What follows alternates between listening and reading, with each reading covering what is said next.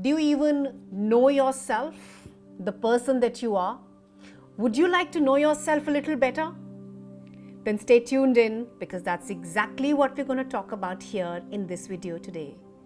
This is Dr. GopikaKumar, your communication and mindset coach, and let's get started with this right away.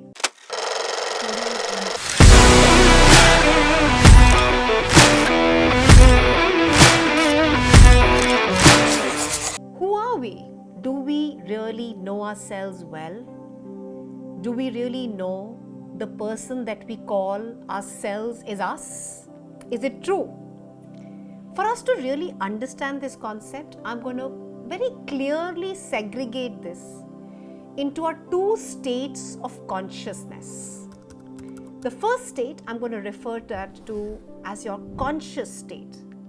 The conscious state of being where you identify yourself as the person that you see out in the open, interacting with the world, interacting with others, on the basis of which you're able to see your conscious self. And on the other end is your metaconscious, your subconscious self, the person that you are from the inside, the way that your emotions and your feelings make you feel at most of the times. Who is that person? Is it the same? Or are these two different beings? Let's explore as we move on to discuss this further. I'm going to illustrate this with the help of a very, very simple example. So when I was doing a job, back in the year 2007 to 2010, I used to see my conscious state of being as somebody who used to teach in a college, somebody who used to speak to my own students with ease. I used to enjoy it.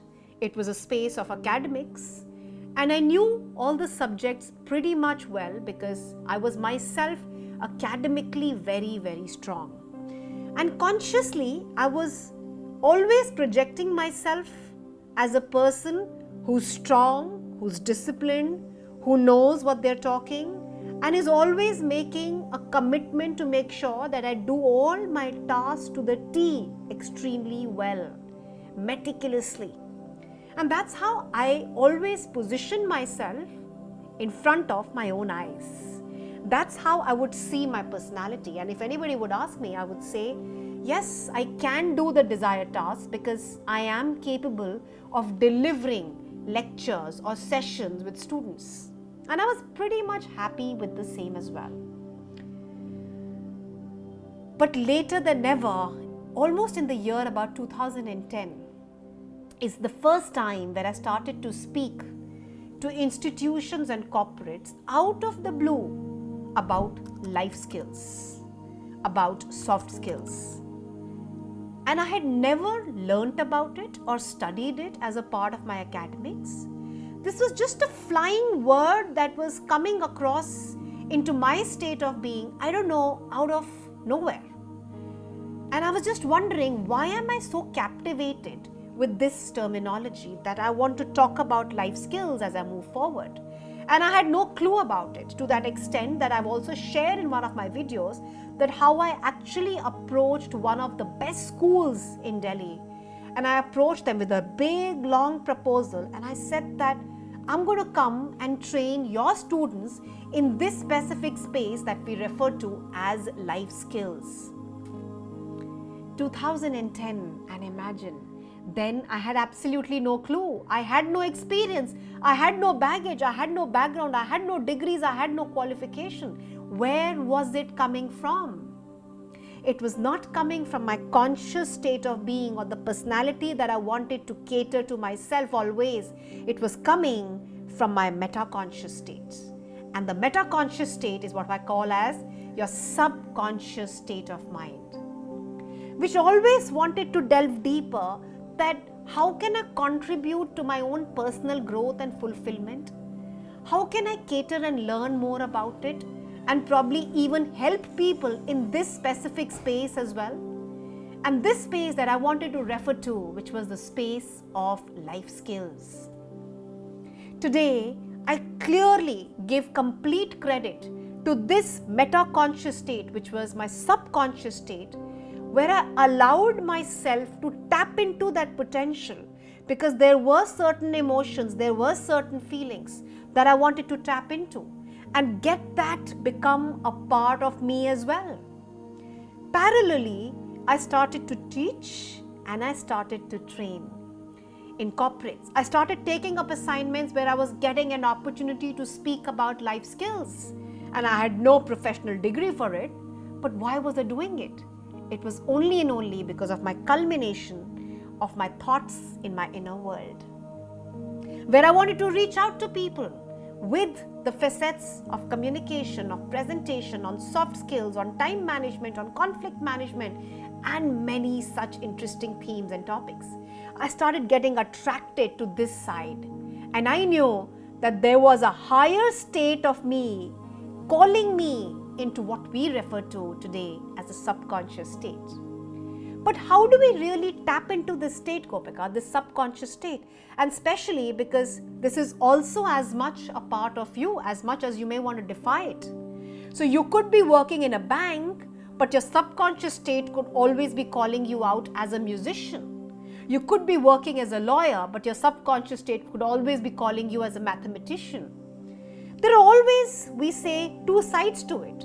They may match, they may not match, but it's your responsibility as an individual to tap into this potential, because subconscious state is powerful. We're dreaming about it. We are having full and complete intentions to do something about it because it's deeply rooted. As much as we are speaking in our conscious state of mind that I am a lecturer or I'm a professor, in my subconscious state, I'm saying that I'm a trainer. I'm a trainer of life skills. I want to become a life coach. I want to get into the space of speaking and inspiring people. Was the subconscious state. Cut short to today. Today I see myself that an image that I want to project for myself in the future, I need to always keep a tap onto both the states to really know and understand the real me, the real person, the real personality that I belong to, because it helps me to reach a space of what I call as an epitome of happiness. Today I'm being able to handle both these two different worlds of consciousness, the conscious and the subconscious, with ease. Why? Because both of them I'm being able to manage and balance and align with each other, and at the same time also be able to align myself with a higher purpose as well. The higher your state of consciousness, the higher is going to be your happiness quotient. The lower your frequency, the lower your consciousness, the lower will be your happiness quotient. Now, the picture that you want to envision for yourself, which is deeply rooted in your subconscious state, allow yourself to tap into it. Allow yourself to do what we call a self-talk. Allow yourself to talk about it, showcase it, and time and again, even if you're going to do it over the weekends, be able to let that part of you come out and showcase its abilities as well. And over a period of time, you'll see that the subconscious state is actually a much more powerful state to enjoy. Go ahead and start practicing to tapping into the potential of your subconscious state. And I would love to hear back that if you were able to really align yourself with your deep-rooted passion and your love for doing things that you were never able to take out the time for, but were deep-rooted in your metaconscious. I'm waiting to hear back from you on this. Keep staying tuned in to our channel and for many more such videos. Until then, this is Dr. GopikaKumar in my conscious state of mind with my subconscious deeply rooted purpose, signing off.